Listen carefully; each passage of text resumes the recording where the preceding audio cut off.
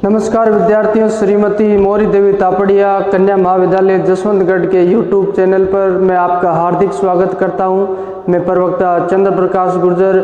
आज की क्लास हमारी BA द्वितीय वर्ष के छात्रों के लिए होगी इतिहास विषय की। तो पिछली क्लास में हमने बलबन को पढ़ा था, हम गुलाम वंश को पढ़े, दिल्ली सल्तनत का सुदृढ़ीकरण और स्थापना पढ़े, जिसके तहत हम गुलाम वंश के शासन को पढ़ रहे हैं। और आज हम गुलाम वंश का समापन करने जा रहे हैं। गुलाम वंश के अंतिम शासकों के बारे में बात करेंगे, जिनका नाम है केकूबाद और क्यूमर्स। कल हमने बलबन तक पढ़ ली है। तो बात करते हैं केकूबाद की, जो बलबन की मृत्यु के पश्चात सिंहासन पर बैठता है। केकूबाद तख्त पर बैठता है। हालांकि बलबन के द्वारा मुहम्मद खां के पुत्र खुसरो को अपना उत्तराधिकारी घोषित किया जाता है। पहले किसको उत्तराधिकारी घोषित किया था? उत्तराधिकारी बलबन के द्वारा खुसरो को अपना उत्तराधिकारी घोषित किया जाता है, जो मोहम्मद खां का पुत्र है, जो मंगोलों के संघर्ष के दौरान जिसकी मृत्यु हो जाती है।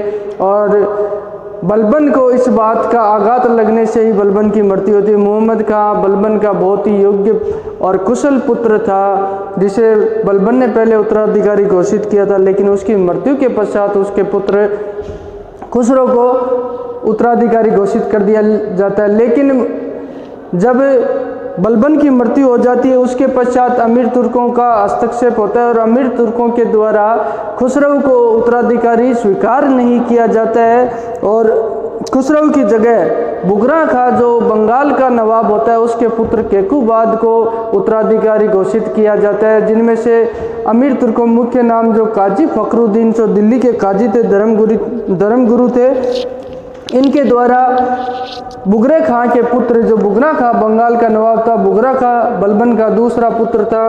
कौन? बुगरा खां ये बंगाल का नवाब था, बंगाल का सूबेदार था। और इसके पुत्र केकूबाद को उत्तराधिकारी फखरुद्दीन काजी के द्वारा घोषित किया जाता है। और खुसरो, जो मोहम्मद खां का पुत्र था, उसे मुल्तान की सूबेदारी देकर मुल्तान भेज दिया जाता है। इसे कहाँ भेज दिया जाता है? मुल्तान भेज दिया जाता है। तो इस तरीके से केकूबाद को सिंहासन पर बैठा दिया जाता है। केकूबाद का लालन पालन बहुत ही कठोरता से हुआ था, बलबन की अधीनता में हुआ था, और बलबन ने इस पर पूर्ण नजर रखी थी और इसे कई तरह के अनुशासन में रहना था। जैसे ही केकूबाद को बलबन की मृत्यु के पश्चात सिंहासन पर बैठाया जाता है और उसे पूर्ण स्वतंत्रता मिल जाती है, तो केकूबाद भोग विलास और सुरा सौंदर्य में डूब जाता है। केकूबाद द्वारा मद्यपान, शराब का सेवन किया जाने लग जाता है, क्योंकि एक तरीके से उसने कठोर जीवन बिताया था और उसे अचानक से इतनी स्वतंत्रता मिल जाती है, तो वो राजकार्य को छोड़कर भोग विलास में अपना समय व्यतीत करने लग जाता है। उसी दौरान जो फखरुद्दीन काजी है, उसका दामाद होता है एक निजामुद्दीन। ये फखरुद्दीन काजी का जो दामाद है, और निजामुद्दीन बहुत ही शासन में हस्तक्षेप करने लगता है और सत्ता पर अपना नीति निर्धारण में इसका प्रभाव दिखाई देने लगता है। जब निजामुद्दीन का जो दखल हस्तक्षेप अत्यधिक होने लग जाता है, तो फखरुद्दीन काजी द्वारा एक बार कहा भी जाता है कि आपको इतना हस्तक्षेप नहीं करना है, लेकिन निजामुद्दीन द्वारा उसकी जो सुझाव की अवहेलना कर दी जाती है और फखरुद्दीन काजी को भी दरकिनार कर दिया जाता है। निजामुद्दीन का हस्तक्षेप दिनों दिन बढ़ते जाता है। और निजामुद्दीन है जो फखरुद्दीन का दामाद है, ये भी एक ख्वाब देखने लगता है सुल्तान बनने का और तख्त के सिंहासन पर बैठने का ख्वाब देखने लगता है। किसी तरीके से जो बलबन के पौत्र केकूबाद को हटाने का षड्यंत्र रचने लग जाता है। जब इस बात का पता बुगरा खां को पता चलता है, बुगरा खां कौन था? मैंने आपको बताया, बुगरा खां बलबन का पुत्र है, और बलबन का पुत्र बुगरा खां और बुगरा खां का पुत्र केकूबाद है। ये बलबन का पोत्र बलबन के बाद गद्दी पे बैठा था, सिंहासन पर बैठा था। जब बुगरा खां को बलबन ने बंगाल का सूबेदार नियुक्त किया था, और बंगाल में जब बुगरे खां को इस बात का पता चलता है, तो बुगरे खां वहाँ उसकी राजधानी लखनऊ से सेना सहित दिल्ली की तरफ कूच करता है और दिल्ली की तरफ निकल जाता है अपने पुत्र को समझाने के लिए और निजामुद्दीन के षड्यंत्र से उसे बचाने के लिए, उसे आगाह करने के लिए वह बंगाल से रवाना होकर अपनी सेना सहित लखनऊ से रवाना होकर दिल्ली के समीप पहुंच जाता है। लेकिन निजामुद्दीन द्वारा षड्यंत्र किया जाता है और उसके पुत्र केकूबाद को भड़काया जाता है और कहा जाता है कि तुम्हारा पिता जो बुगरा खां ये तुम्हारे लिए सही नहीं और ये दिल्ली का सिंहासन हड़पने के लिए आया है, इसलिए तुम्हें इससे सावधानी बरतनी चाहिए और सेना सहित तुम्हें इसके खिलाफ कूच करना चाहिए। तो निजामुद्दीन भड़काता है केकूबाद को और केकूबाद अपने पिता के विरोध में सेना लेकर उसके सामने चला जाता है। जब बुगरा खां को इस बात का पता चलता है तो बुगरा खां को अत्यधिक दुख होता है। हालांकि बुगरा खां अपने पुत्र को समझाने के लिए आए हैं और आगाह करने के लिए आए हैं, लेकिन निजामुद्दीन द्वारा उन्हें अत्यधिक भड़का दिया जाता है केकूबाद को। जब दोनों की सेनाएं आमने सामने आ जाती है और युद्ध होने की संभावना रहती है तो इसके द्वारा जो बुगरा खां द्वारा एक अपना दूत भेजा जाता है केकूबाद के पास, लेकिन निजामुद्दीन ऐसी शर्तें रखी जिसे केकूबाद के द्वारा ऐसी शर्तें रखवाई गई जिसे बुगरा खां स्वीकार नहीं करेगा। उसने कहा कि सामान्य जो सरदारों और जो सूबेदारों की तरह जो शासक जो सुल्तान के समक्ष आकर पेश होते हैं उसी तरह बुगरा खां को आना पड़ेगा और सुल्तान के पैर छूने पड़ेंगे। लेकिन बुगरा खां द्वारा ये बात इसके षड्यंत्र को विफल करने के लिए स्वीकार कर ली जाती है। अब बुगरा खां अपने पुत्र केकूबाद के पास आता है और उसी तरह मिलता है जो सामान्य सूबेदार मिलते हैं और उसके पैरों को चूमता है। इस बात से उसके पुत्र केकूबाद का हृदय पवित्र हो जाता है और हृदय परिवर्तित हो जाता है और वह अपने पिता से गले मिलता है और इस निजामुद्दीन का षड्यंत्र विफल हो जाता है। उसके पश्चात बुगरा खां दिल्ली में कई दिन रहते अपने पुत्र को आगाह करते हैं तख्त के बारे में, शासन के बारे में और उसे कहते हैं कि भोग विलास है, इसको छोड़ो और आप शासन में अत्यधिक ध्यान दें और ये निजामुद्दीन है इसके षड्यंत्रों से बचे। तो केकूबाद को ये बात समझ में आ जाती है और कुछ समय पश्चात क्या होता है, केकूबाद के द्वारा निजामुद्दीन की हत्या करवा दी जाती है क्योंकि उसका शासन में अत्यधिक हस्तक्षेप बढ़ रहा था और शासन को वो अत्यधिक प्रभावित कर रहा था, तो इसकी हत्या कर दी जाती है और ये बातें समझाकर बुगरा खां अपने पुत्र को पुनः बंगाल चला जाता है। अब जब इसकी हत्या कर दी जाती निजामुद्दीन की तो उसके बाद में कच्चन और सुरखा नाम के दो तुर्क अमीर होते हैं। तुर्क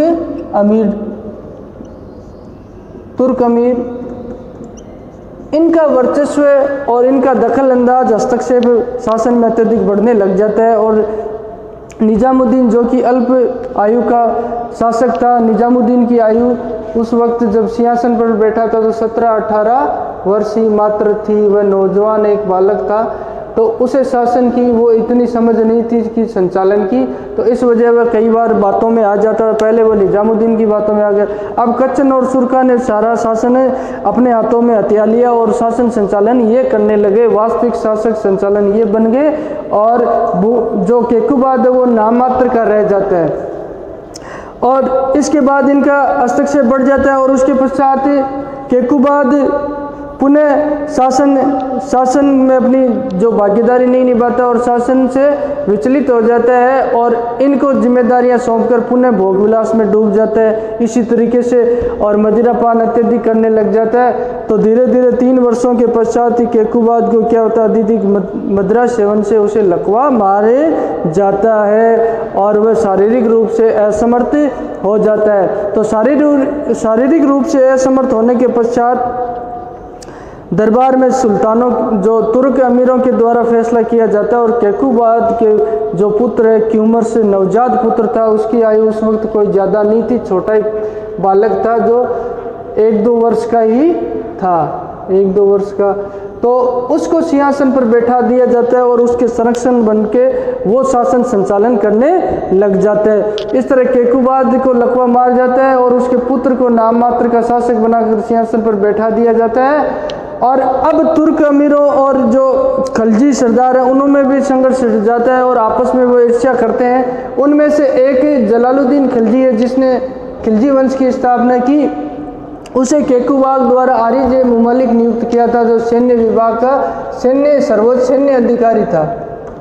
सैन्य अधिकारी इसे बना दिया जाता है, इसे सैन्य अधिकारी बना दिया जाता है। जलालुद्दीन खिलजी के द्वारा जो मंगोलों द्वारा आक्रमण किए गए उनका बहुत ही सफलता के द्वारा इसने प्रतिरोध किया था और मंगोलों को पराजित किया था, पश्चिमोत्तर सीमा की सुरक्षा की थी। इस वजह से इसे दिल्ली दरबार बुलाकर जलालुद्दीन खिलजी को सैन्य जो आरिज मुमालिक बना दिए जाते थे, प्रमुख सैन्य अधिकारी और शाइस्त खां की इसे उपाधि दी जाती है। ये उपाधि दी जाती है केकुबाद द्वारा और आरिज मुमालिक के पद पर नियुक्ति की जाती है केकुबाद के द्वारा। तो केकुबाद को लकवा मारने के बाद अमीर तुर्कों के हाथ में सत्ता आ गई। उसके नवजात पुत्र को बिठा दिया गया तख्त पर और शासन का संचालन वो करने लगे। तो इनों में आपस में संघर्ष होने लगा। तो और ये तुर्क और खलजी सरदार आपस में घृणा कर देते। तुर्क अमीर इन खलजी सरदारों को अपने से नीचे की जाति का मानते थे और उन्हें अमीरी वर्ग में सम्मिलित करना नहीं चाहते थे, इसलिए इनसे घृणा करते थे। और कच्छन और सुरका अत्यधिक प्रभावशाली होते जा रहे थे दरबार में। तो कच्छन सुरका द्वारा एक षड्यंत्र किया कि जो गैर तुर्क जितने भी अधिकारी हैं, गैर तुर्क जितने भी अमीर हैं, उनकी हत्या करने का उनके द्वारा षड्यंत्र किया जाता है। और उसमें जलालुद्दीन खिलजी का नाम सबसे ऊपर होता है। बोले जलालुद्दीन खिलजी को सबसे पहले मारना होगा। तो ये बात जलालुद्दीन खिलजी को पता चल जाती है। बहरापुर एक एरिया है जो दिल्ली के पास। जलालुद्दीन खिलजी भाग के वहाँ चला जाता है क्योंकि उसे षड्यंत्र का पता चल जाता है। जब इस षड्यंत्र का पता चलने के बाद कच्छन द्वारा और पुनः जलालुद्दीन खिलजी को संदेश भेजा जाता है कि आपको दरबार में आना है और कुछ बात विचार विमर्श करने के लिए। लेकिन जलालुद्दीन खिलजी उनके इरादे को भांप जाता है और जलालुद्दीन खिलजी उसे वहीं बुला लेता है और वहीं बुलाकर जलालुद्दीन खिलजी द्वारा कच्छन की हत्या वहाँ कर दी जाती है। कच्छन की हत्या कर दी जाती है। तो कच्छन की हत्या करने के पश्चात जलालुद्दीन के पुत्र वहाँ से बरापुर से निकलकर दिल्ली के महलों तक पहुँच जाते हैं और दिल्ली के महलों पर आक्रमण कर देते हैं। दिल्ली के महलों पर आक्रमण करके वहाँ से क्यूमर्स जो केकुबाद का पुत्र था उसे अपने सैनिक शिविर में उठाकर ले जाते हैं। सैनिक शिविर में उठाकर ले जाने के बाद कच्छन की हत्या तो उन्होंने पहले ही कर दी। सुरका और अमीर सरदारों के द्वारा, तुर्क अमीरों के द्वारा उनका पीछा किया जाता है। तुर्क अमीरों का पीछा किया जाता है तो सुरका और अन्य तुर्क अमीरों की भी जलालुद्दीन के पुत्रों के द्वारा हत्या कर दी जाती है। इस तरह सुरका और कच्छन की भी हत्या हो जाती है। और अब नवजात शिशु जो शासक है क्यूमर्स, उसने नाममात्र के लिए 1290 ईस्वी में कुछ समय के लिए शासन किया था, उसके संरक्षण बन जाते हैं जलालुद्दीन खिलजी। क्योंकि जलालुद्दीन खिलजी को पता था अभी जो दिल्ली की जनता है उनका बलबन के वंशजों के प्रति अभी अत्यधिक प्रेम और स्नेह है, तो उनकी प्रति वफादारी है। तो इस अचानक से दिल्ली की सत्ता पर जलालुद्दीन खिलजी को ये उचित नहीं लगा कि वो अधिकार कर ले। तो क्यूमर्स को शासक बनाकर नाम मात्र का स्वयं शासन संचालन करने लगा। कुछ समय पश्चात क्यूमर्स को शिविर में ले जाने के पश्चात शिविर से पुनः उसके पुत्र जलालुद्दीन खिलजी के पुत्र आए और किल्लूगढ़ महल है, जो किल्लूगढ़ी महल है, उसको चारों तरफ से घेर लिया और उसमें जो लकवाग्रस्त सुल्तान केकुबाद शासक वहाँ पे था और केकुबाद की इतनी दुर्दशा की इन्होंने लकवाग्रस्त सुल्तान को लाते मार के इन्होंने मार दिया और फिर उसे एक चादर में लपेटकर यमुना नदी में फेंक दिया। अब इसकी हत्या करने के पश्चात क्यूमर्स के संरक्षक बनकर जलालुद्दीन खिलजी दिल्ली आ जाते हैं और शासक संचालन करने लग जाते हैं। और कुछ समय पश्चात अवसर पाकर नवजात शिशु क्यूमर्स को भी कारागार में डालकर इसकी हत्या कर दी जाती है। और 23 जून 1290 को जलालुद्दीन खिलजी दिल्ली के सिंहासन और तख्त पर बैठ जाते हैं। इस तरीके से तथाकथित गुलाम वंश का अंत हो जाता है और इल्बारी तुर्क जो शासक ये इल्बारी तुर्क वंशज का था। तो इल्बारी तुर्क वंशजों को इस अपमानजनक पूर्ण ढंग से अंत हो जाता है और एक रोमांचकारी शासन, रोमांचकारी वंश की शुरुआत होती है। खिलजी वंश के अंदर बहुत ही रोमांच से भरी है, जो अलाउद्दीन खिलजी का सफ़र होगा, जिसने दिल्ली सल्तनत को कई दूर दूर तक फैला दिया। ये इस तरीके से आज हमने गुलाम वंश की समाप्ति की है।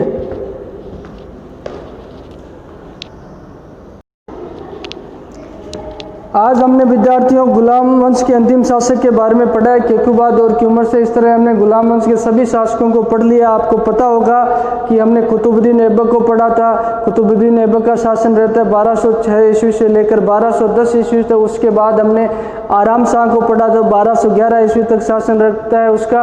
और आराम शाह के पश्चात हमने इल्तुतमिश को पढ़ा था, 1211 ईस्वी से लेकर 1236 ईस्वी तक शासन करते हैं। और इल्तुतमिश के बाद हमने उसके पुत्र रुकनुद्दीन फिरोज के बारे में पढ़ा था, जो 1236 ईस्वी में शासक रहता है। और रुकनुद्दीन फिरोज के पश्चात हमने रजिया सुल्तान को पढ़ा था। रजिया सुल्तान 1236 ईस्वी से लेकर 40 ईस्वी तक शासन करती है। और उसके पश्चात हमने बैराम शाह को पढ़ा था, 1240 से 42 ईस्वी तक शासन करते हैं। और उसके बाद हमने मसूद शाह को पढ़ा था, जो 1242 से लेकर 46 ईस्वी तक शासन करते हैं। मसूद शाह के पश्चात हमने नासरुद्दीन महमूद को पढ़ा था। नासरुद्दीन महमूद 1246 से लेकर 1266 ईस्वी तक शासन करते हैं। नासरुद्दीन महमूद के पश्चात हमने बलबन को पढ़ा, जो 1286 ईस्वी से लेकर 87 ईस्वी तक शासन करते हैं। और उसके बाद केकुबाद और क्यूमर्स को हमने पढ़ा है। और दिल्ली सल्तनत के दिन आज हम गुलाम वंश के शासकों का हमने अंत कर दिया, गुलाम वंश को पढ़ लिया है।